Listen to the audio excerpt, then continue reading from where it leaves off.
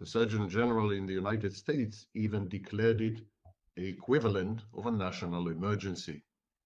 And yet, loneliness or aloneness may actually be the natural state, while socializing with other people, having to interact with them, may be the abnormal state, may be a condition that creates a lot of anxiety and depression. To justify these outrageous statements, I'm going to take you on a tour. My name is Sam Vaknin.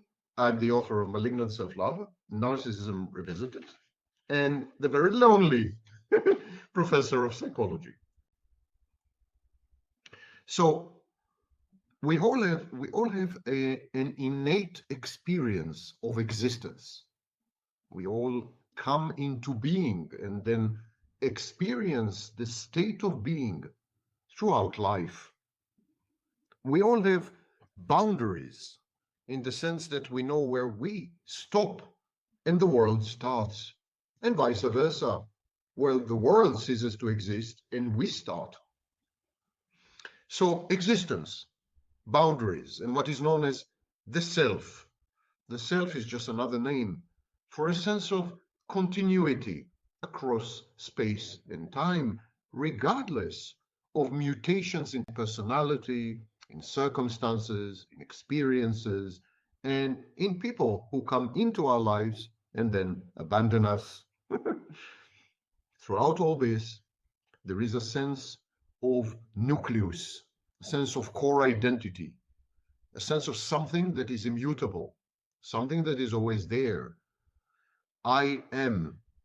This existence, these boundaries, this sense of self, they are just the internalized gaze of other people. It is through the gaze of other people that we become. It is through the gaze of other people that we experience boundaries. It is through the gaze of other people that we maintain a sense of self. Self is not other people. Everything that is not other people is the self.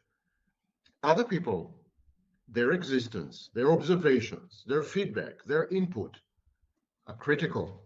Without this defining gaze, when there is no way to be seen, it's very difficult to maintain an identity which is not diffuse, which is not disturbed. It's almost impossible to retain selfhood, and there's a feeling of encroaching absence and void and a black hole that is about to consume everything, and boundaries become porous, fuzzy, and dissolvable. Other people's gaze is what defines us. This defining gaze starts with mother. When the infant sees itself in mother's eyes, it is then that the infant first realizes that mother is a distinct, separate entity. It is then that the child emerges from what used to be called the symbiotic phase with mother, one organism with two heads. It is then that the child emerges from this merger and fusion, and becomes an individual, divided from mother. And yet, mother's gaze is a traumatizing experience. Let it be clear, to be seen is a survival strategy. A child that is not seen, a baby, a newborn that is not seen, has a very limited life expectancy. The first thing that newborns do, they attract attention to themselves in order to secure food and shelter and changing of diapers and other necessities from the adult environment. To be seen is a survival strategy experienced as a psychological need. And yet, as I said, the moment when the child realizes that it is no longer one with mother, that mother is separate, that mother is autonomous and agentic and out there, external, that is probably the greatest trauma in human life. And this trauma persists lifelong. This trauma accompanies every gaze. The ancient echoes of the maternal trauma, the ancient echoes of recognizing oneself in the mother's gaze as separate from the mother, these ancient echoes of the trauma reverberate throughout life every time we are gazed upon.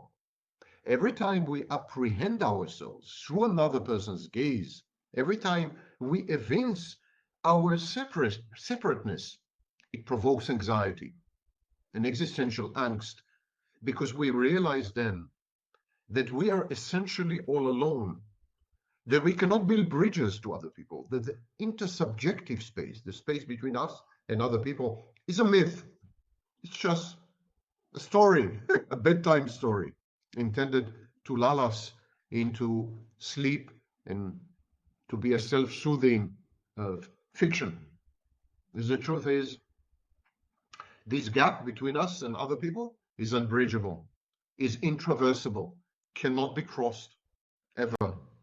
The intersubjective space is fragmented, is broken. There's no glue that is holding it together.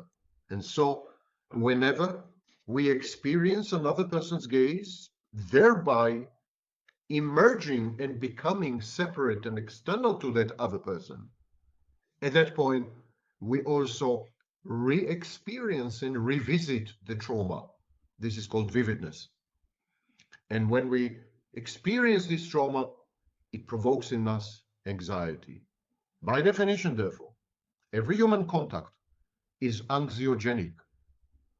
Every touch, every interaction, every exchange and interchange and intercourse with another person leads to anxiety. Because prolonged anxiety leads to depression, results in depression. I think anxiety and depression are the attendant affective hues, the attendant affects all, the attendant states of mind, embedded in an integral part of every interaction with another human being. And so we are constructed, we are machines, we're devices that minimize anxiety, strive to minimize anxiety. Our machinery, our mental psychological machinery aims to minimize anxiety and to quell and ameliorate depression. And so we perceive people as triggers of anxiety and depression, and we wish to avoid them, to shun them, to isolate ourselves, to withdraw. And yet we socialize. Why do we socialize? Why do we bring this upon ourselves? Why do we subject ourselves to other people's gaze, thereby triggering in us anxiety? Because socializing with other people is the cost of the gaze. We define ourselves through other people's gaze. We maintain a sense of continuous existence and being exclusively through other people's gaze. We establish the boundaries of the self through other people's gaze. And so we are addicted to other people's gaze. We cannot survive without it.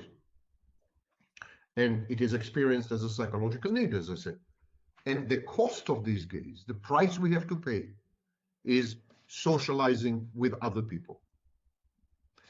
The huge revolution in the past 20 years is the invention of the artificial gaze, a non-human gaze, a machine gaze, as embedded in social media and in artificial intelligence.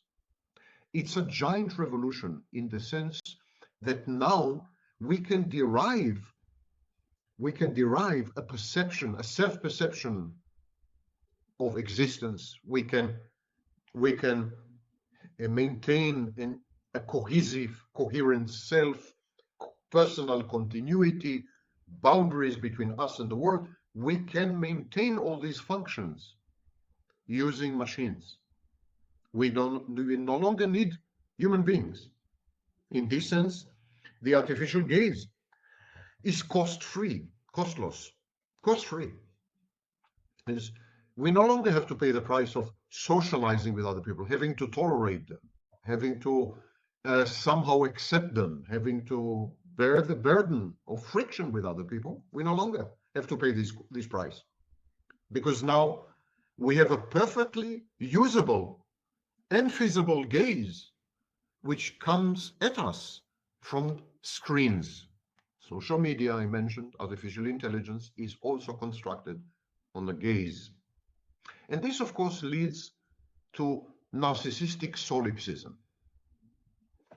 We are now given the opportunity to retain our ability to persevere as a continuous entity by using a machine-generated gaze that allows us to disengage from the rest of humanity.